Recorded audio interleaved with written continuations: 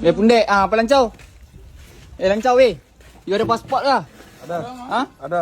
Lepas tu ni bapak lu punya negara ke Rohingya? Ha? Siapa Rohingya? Yulah Rohingya. Mana kita Rohingya? Kita ada paspor mah. Pergi mampus lah lu. Lu bukan orang Malaysia, you Rohingya. Rohingya tak ada paspor. Rohingya kita ada paspor mah bukan Pergi mampus lah. Tak Absal tak nak jerit-jerit. Sekarang jerit-jerit lah Pundek. Sekarang sudah rakam. Sekarang jerit-jerit. Pundek ajak fight takut. Hancau lu lah babi. Bukan mau fight.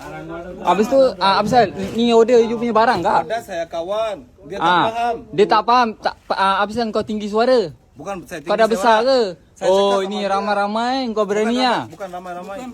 Sebab kawan-kawan kau semua ada kau berani lah. Bukan. Sekarang aku ajak kau keluar, kau berani tak berani? Ha? Dia lah lu. Wah orang lain semua okey, kau nak menyalak besar, kau dah tak order barang. Tak sekarang kau diam. Kau diam. Faham ke kau?